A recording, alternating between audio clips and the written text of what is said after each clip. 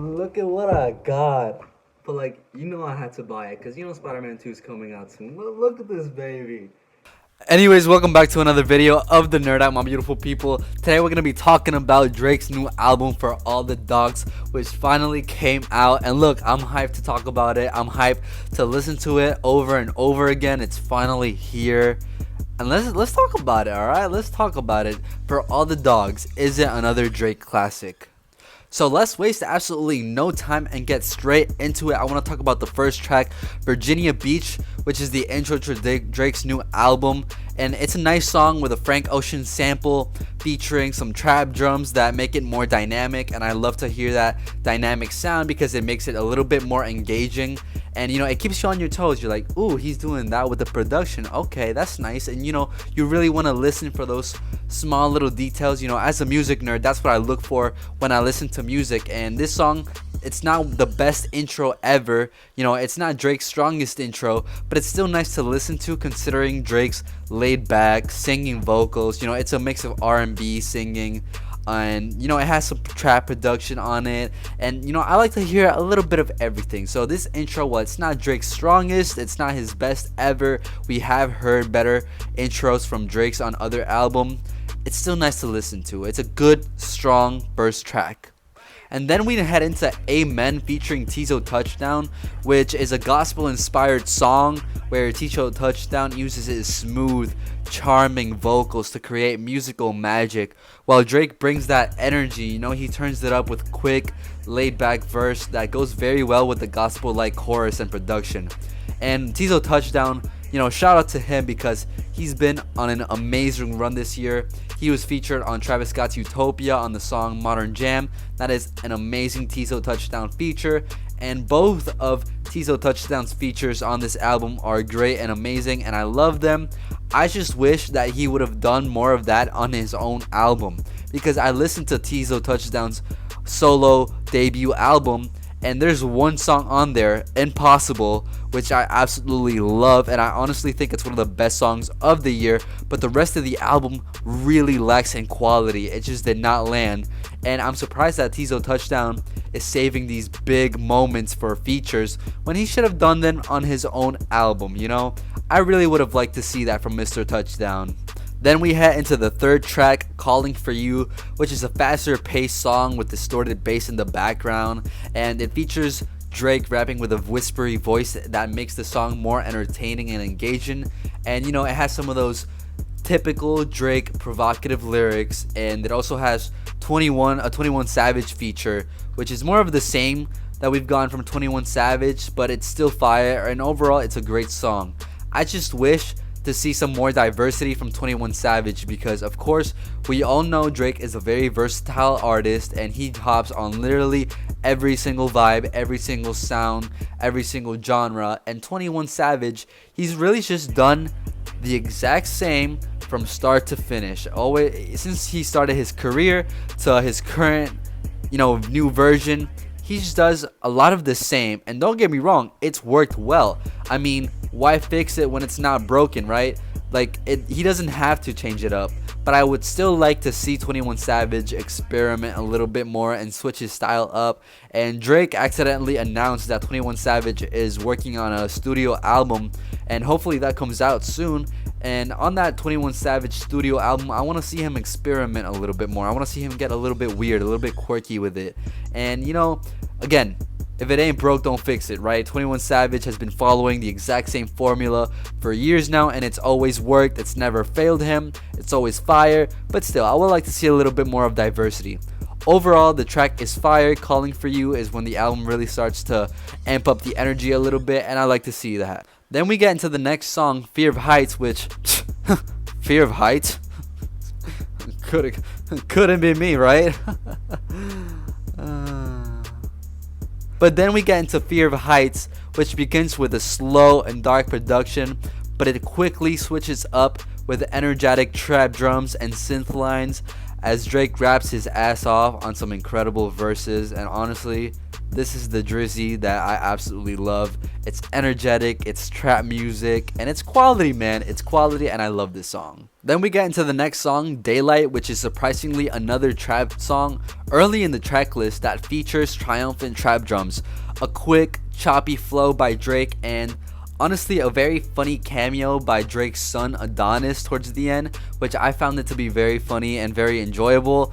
And I love how his high-pitched baby voice is towards the end, but it does not ruin the song. It honestly makes it very lighthearted and fun to listen to, and even more engaging because, it's not like Drake's son's Adonis is on the feature list. You don't know that he's gonna be on there, but when you listen to his baby voice towards the end, it's like, oh, you know what, that's cute. This is a family moment. I like to see this. He's rapping like he's like from the streets, like he's all tough when really he's not all that, right? It's just Drake's son, but it's a cute moment. I really enjoy it. Another great song that we have on the album is First Person Shooter, featuring J. Cole and Drake. And this is hip hop heaven, seeing two legends come together on some triumphant trap production.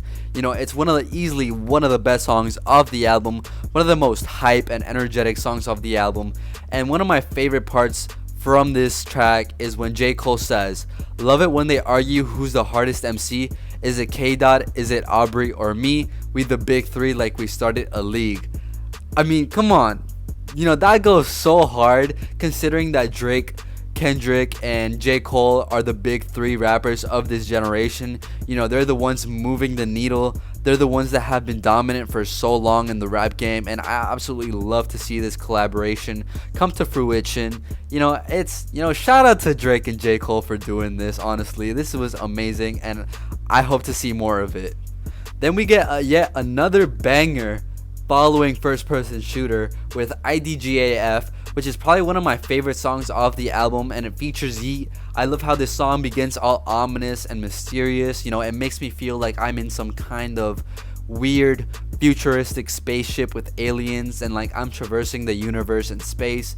I love how this song starts out that way, very mysterious and ominous, and then it drops with some amazing synth horns, and it is one hell of a feature from Yeet. His deep voice on those synth horns. The Benny X production is amazing. It goes super hard, and honestly, I love the fact that Drake and Yeet collaborated. I don't know if they've collaborated in the past, so I think this is their first time coming together and joining forces, but honestly, this was amazing. This is an absolute banger, and I really hope to see more of it in the future because those synth horns from Benny X, the producer, and that Yeet deep voice in the beginning with that ominous spaceship alien-like production. Oh my god, dude, it sounds so good. I love this song, easily one of the best off the album. Afterwards, the album slows down a little bit with the song 7969 Santa, which is a dip in energy for the track list. It slows down the trap drums and energetic performances, and it trades it in for some more singing and smooth production that is very minimal, low-key, it's very polished, and I like it. It's very moody and atmospheric, and this is the transition from the hype tracks and the energetic tracks into the R&B, and it's a nice smooth transition, and I like to see it for the curation choices of the album. Getting into the R&B performances, I want to talk about Slime You Out, which is an amazing single that hasn't left rotation ever since it came out. SZA's feature is heavenly. It's amazing. I love her vocals. SZA, you're a queen. Mwah, you're beautiful. Please marry me. And Drake's second verse, it's slow. It takes its time. The wordplay is great, and it really has that old Take Care vibe. So I think this one's definitely gonna stick in rotation for a lot of people. It's definitely been in my rotation. It hasn't left ever since it came out. I remember I listened to this song for the very first time while I was in school. It was right before the homecoming dance and the homecoming game, so I'm already making great memories with this song. I really enjoy it. Bahamas Promises is another R&B song. This is where the album, like I already said, it starts to slow down and become more R&B focused. This is where Drake really starts to focus on his singing, and with some polished, euphoric production.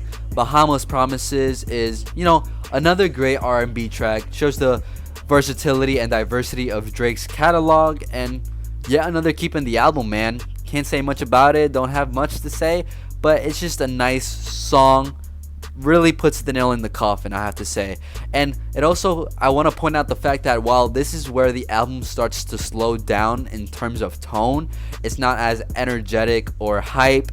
It's still the same amount of quality, still the same amount of great production and great lyrical content, so I can't complain. I absolutely love these R&B tracks. Tried Our Best is another R&B performance that displays Drake's versatility on some bass and keys that smoothly complement his vocals. And then we have Drew a Picasso, which might be a little bit too long for my taste, but it's still another great song, which blends in R&B with hip hop, lavish production, mixed with some trap drums and a laid-back Drake performance. These are more great R&B songs. They're all keepers. Members Only is another R&B track that is dynamic, engaging, and has a great Party Next Door feature. The next track, What Will Pluto Do? It goes back to that triumphant trap production, but instead it makes it more playful with Drake's flow and the Lil Yachty ad-libs, which makes the track more fun. And then we move on to another great song, but it has a little bit of an odd curation choice. Other Parties, another R&B song. Like I said, that middle portion of the album really is focused on R&B. That's where the tone, it kind of changes and shifts, and it really does focus itself more on that slow-paced singing. But this song, All of the Parties, it features Chief Keef, and I'm gonna be honest, while the song is fire, I'm not really sure what Chief Keef is doing on this song. It makes no sense, and again, I'm not gonna complain. I enjoy the song, but it's just an odd curation choice that I want to know what Drake was thinking when it went into this play, because again, it doesn't really add up. It doesn't really make too much sense. Like, what is Chief Keef doing on this song?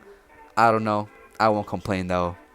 Now moving on to the next song, 8 AM in Charlotte, which again, I'm going to get into it in just a moment. I mean, this song is absolutely amazing, but what this song is able to accomplish for the curation choices and the sequencing of the album, it's great because it takes a break from the R&B performances and it goes back to that hip-hop vibe that Drake is on towards the beginning, but it doesn't have any trap drums, it doesn't have any synths, it's not an energetic track, it's hip-hop, it's not R&B, it's hip-hop, it's rap, it's Drake rapping for like 5 minutes straight like he always does on the timestamp songs, this one being 8 AM in Charlotte.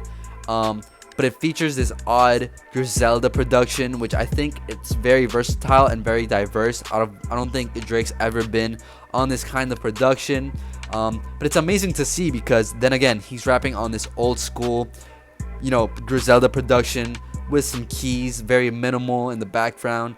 His bars are, again, some of his best wordplay, some of his best verses, some of his best structured and written songs, of this 2020s decade. 8 AM in Charlotte is absolutely amazing. And, I knew this song was going to be a banger from first listen. I mean, the first thing he says in this song is, let the money speak for itself, call it fortune tell. Like, dude, like, that's hard. It's fire, alright? People like to hate on Drake, but, like, the dude really is an MC, right? That wordplay, that dynamic switch up in flows, it really does make for a very engaging track, despite the fact that it might be slower on those minimal keys and Griselda production. I absolutely love this song. 8 AM in Charlotte is a keep, one of the best songs off the album, easy.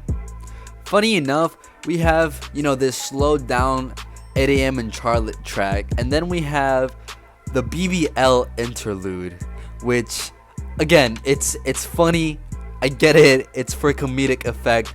But honestly, it is so out of pocket and so weird what Drake says on this interlude. It's hilarious. I love, when I was listening to this, I'm like, dude, like what is he thinking? It's a very funny interlude. I really like it. And hey, maybe Drake just wanted to express himself, all right?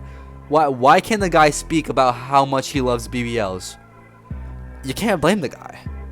But moving on from BBLs, Gently is yet another great track that shows Drake's musical diversity. He gets onto some untapped vibes with Bad Bunny as he starts singing in Spanish and then gets into the reggaeton production. From Puerto Rico, shout out, alright, with Bad Bunny. And, I love that fact that Bad Bunny, he basically walked into the studio and told Drake, look, this is what we're gonna do today, and this is how we're gonna do it. This is what we're gonna do and how we're gonna do it. All right. Bad Bunny brings it in that Spanish Puerto Riqueño flavor, those booming 808s. It's just another banger, and I love the fact that they collaborated again because Mia with Bad Bunny and Drake, which came out a couple of years ago, that's an absolute banger. I love that song, and seeing them collaborate here again, an amazing moment on the album. And I know some people might give this song hate because it's different. It matches some untapped vibes that maybe Drake hasn't gotten into before, except maybe once. But I love this song. And if you don't like it, hey man, you gotta stop hating, alright? You gotta stop hating. This is Bad Bunny we're talking about. Shout out Bad Bunny, I love him. But yeah, a great song, short and sweet. Love the banger. Love it. You wanna know something that I don't love? Is Rich Baby Daddy. What God. What is this song doing here? Like, why is Sexy Red featured on this album? And look, I'm not one to hate. Like I hate hating. You know what's the one thing that I hate? Hating. I hate hating, but goddamn, this song is not it. Sexy Red is not it. Why is she featured on this album? Like, again, I don't mean to hate, but her voice is just annoying. Like, I can't stand it. And you know what? We should have seen it coming. When those pictures of Drake and Sexy Red came out, I should have seen it coming. I should have seen it coming that Sexy Red was gonna be on this album. But anyways, her voice just annoying. I don't like her performance in this song at all. And you know what? It hurts. It hurts because SZA is also featured on this song, and even her performance wasn't enough to save this song. Her performance is poorly mixed. Her vocals sound off, which, come on, why did you have to do that to SZA? Because SZA's vocals are always heavenly. They're always amazing and beautiful and gorgeous. And again, SZA, please marry me. But like, SZA's vocals here were poorly mixed, and I don't know what happened with this song. The only skip off the album. However, something that does save the song is that R&B portion towards the end, which is one of the best R&B portions of the entire album, and I honestly wish it was its own song. Again, a bit of an odd curation choice, but you know what? Instead of skipping the whole song, I'll just skip the first half and then skip to that R&B portion, which is, like I said, it's a really good part of the song. I really like that R&B section in the end. Another Late Night with Lil Yachty is playful, it's fun, and there's not much to it, but it's a really good song. It's a banger with some nice playful production, and Lil Yachty's ad-libs really add a little bit of spice in there. Drake's hook, it's catchy, and this is a certified feel-good song. There's not much to it. It's playful, it's fun, it's enjoyable. It's just something you can play in the car and have fun to. It's really simple, it's very toned down and laid back, but I really enjoy this song, and it was good to see Drake and Lil Yachty come together and join forces, because I feel like those guys have been closely working together for a pretty long time now, and I was happy to see this feature. I was happy to see this collaboration happen for sure. Diving in towards the end of the album, we have Away From Home, which is ominous, it's mysterious, it's dark, and one of my favorite songs off the album.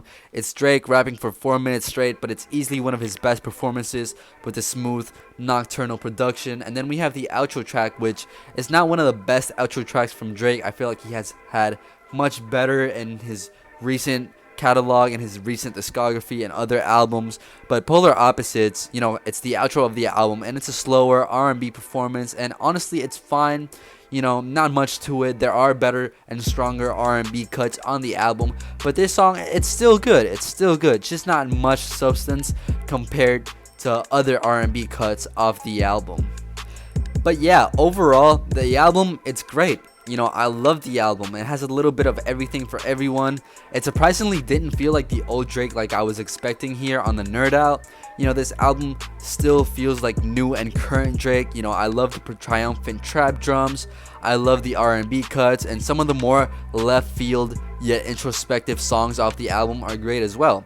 And the question that we're all here for, like, is it another Drake classic?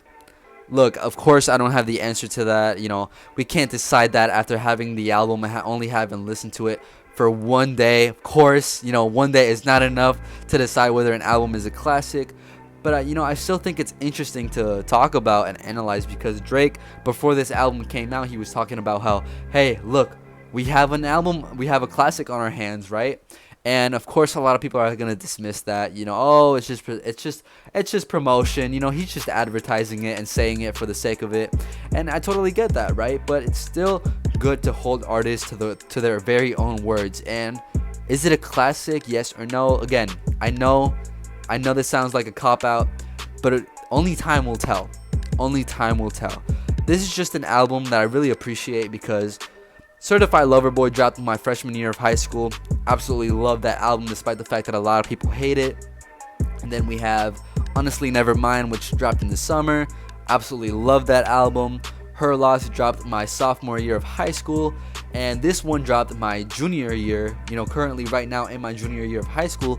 And this is just another album that I want to make memories to, have fun with, really go back and listen to it, because at this point I feel like, and this is just a gut feeling, I'm not really sure why, but I feel like Drake might be retiring anytime soon. And again, why should he retire when he's dropping quality and he's at the top of the industry, at the top of the game? There really is no reason for him to retire. But I just feel like he really is considering that graceful exit that he's been talking about for a while now. And I don't know, man, it's just a gut feeling. So I'm gonna take all the new Drake music that I can get and really cherish it and enjoy it for what it is. I didn't really have any expectations for this album, except maybe it sounding like Take Care, some of that older R&B Drake. And while yes, there's a lot of R&B Drake on this album, especially towards that middle portion, it still didn't feel like old Drake. It feels like very new, current Drake. And you know what? That's okay. I love it. I love the fact that he went into some reggaeton vibes with Bad Bunny. I love the fact that, he did the synth horns with Benny X and Yeet. I love the fact that he collaborated with J. Cole again. That made for an amazing moment. I don't like the fact that he collaborated with Sexy Red and those SZA vocals were poorly mixed. But you know what? It's just one song. It's just one song, okay?